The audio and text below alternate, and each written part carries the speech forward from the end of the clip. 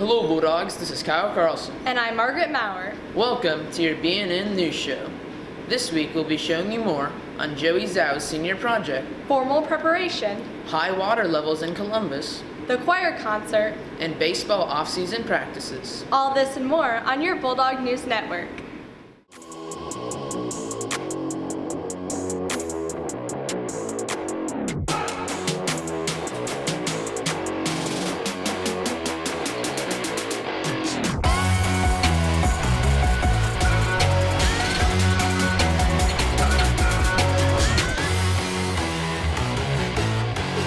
Senior Joey Zhao held an intro to computer science class as a part of his senior project.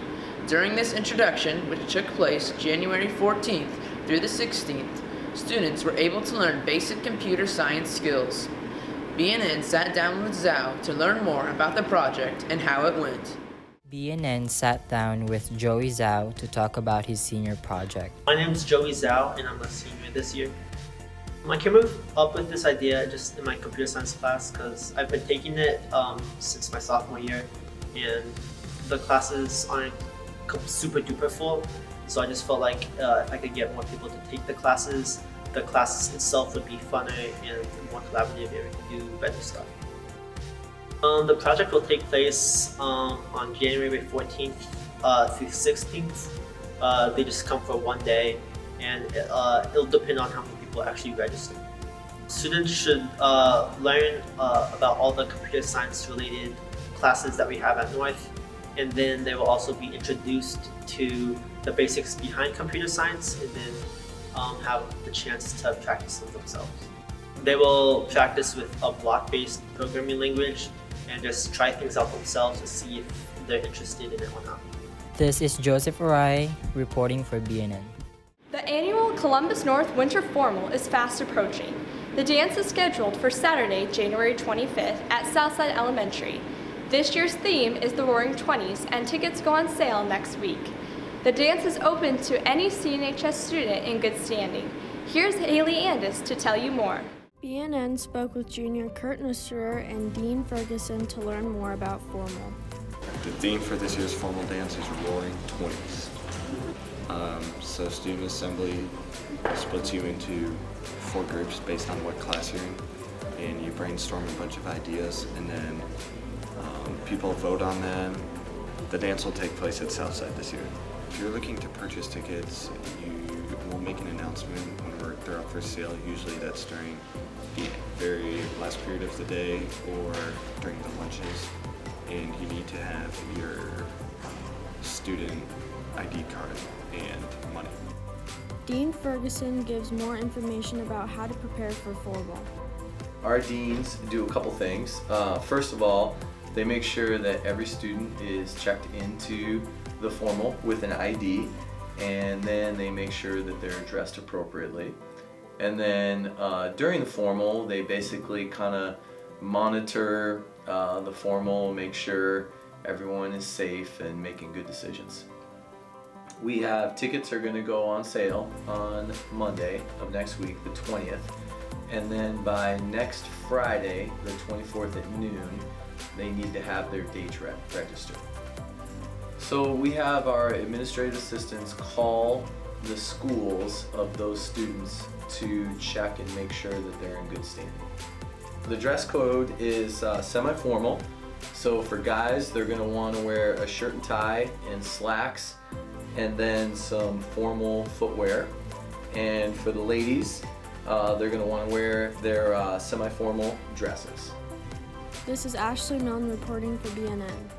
Heavy rain has plagued Columbus this week, leading to flooded roads. The closed roads, such as State Road 11 and Southern Crossing, have greatly affected buses and students' and teachers' commutes to school. A couple of North teachers sat down with BNN to discuss their experiences regarding the flooded roads. BNN sat down with teachers Mr. Spencer and Mrs. Stahl to talk about how they are combating against the recent flooding. I have a pretty long commute to school. Luckily, it wasn't ice or snow, so it's been pretty good. We didn't have any major issues, but my wife and I live in Bloomington, so we have to drive through Brown County before we come into Columbus. I live in Seymour, And on a typical day, I prefer to take Highway 11. I used to take the interstate, but with all the construction and things going on, 11's a little bit more of a reliable route. So with the flooding and 11 being closed, I've had to take an alternate route to school the last couple of days. There was worse flooding last year where a lot of parts of Gnawbone and in Brown County and Nashville were so flooded, like people lost the first floor of their homes. Honestly, I'm not really sure what the city can do in terms of helping the problem. You know, the geography is the way it is, the weather is the way it is, and I think the most important thing is just making sure anytime something like this happens, the city and the county as well put up the proper barricades, and we just make sure we're educating people. I don't know what the city has done, but giving alerts and trying to keep people updated through the news media and social media, I know they've been trying to do that. I just don't know if they have access to pumps or if they try to pump the water out of certain roads that get closed. This is Carson Kleinalter reporting for BNN. Columbus North Choir students had a concert last Friday, January 10th. The concert consisted of the choir students performing an arrangement of songs that they have been working on throughout the year. The choir concert was free and open to the public. BNN sat down with choir students to discuss their thoughts on how they believe the concert went. BNN sat down with Lucas Hayes, Naomi Gambrill to recap on the show choir concert. I'm Lucas Hayes. I'm in Columbus North Choirs. I'm a senior, and I'm a bass as well as a baritone. My name is Naomi Gambrill, and I'm an alto in North Stars, which is the all-girl show choir at North. We had 3 groups perform. Our group, Vocal Point, the mixed show choir at Columbus North. We had North Stars, which is the all-female group, and then Center Stage, which is the mixed group at East. We all performed on Friday. We performed twice. It was basically an open practice. We had a full house, actually. It was awesome. We started learning our dances. We had a week-long camp in June over the summer, and we learned 2 dances, and then our choreographer came back different weekends over during the first quarter mainly. I feel like it went great, at least for our choir in specific. We had a lot of energy. It's the first time we've performed that show in front of a live audience. It was definitely different. There's a huge difference between performing in a room versus in a full auditorium. I feel like it went great. The response from the crowd was awesome. When they cheered, there's nothing else like it. Naomi Gambrill talks about how she feels about her solo. During my solo, I was kind of nervous because I had never done it in front of people before. I think I was a lot more confident the second time because we performed our show twice. I feel like I still have some work to do with getting into it, but I feel like the vocals went pretty well, and what ended up not being as bad as I thought it was, so I think I was less nervous once I realized that it wasn't going to be that bad. This is Elvis Cesario reporting for BNN.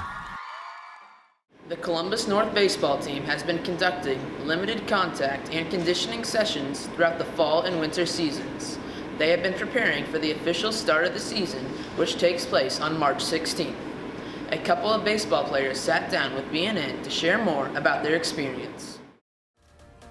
BNN sat down with seniors Grant Trinkle and Casper Clark to talk about this year's preseason baseball workouts. What does this year's season look like?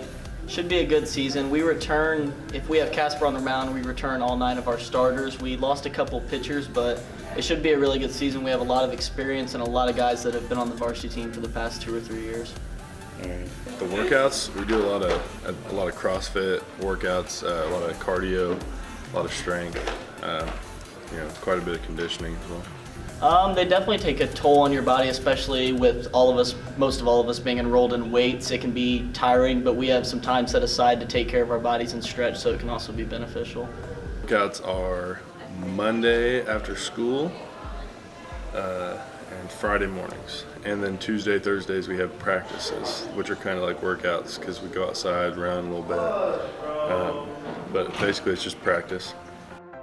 Coach McDaniel and Coach McIntosh, Coach Pollard will usually run the Tuesday and Thursday workouts, but by IHSA rules, they're only allowed to be with us 4 hours a week. So they coach Tuesday and Thursdays, but Mondays and Wednesdays are upperclassmen player-led.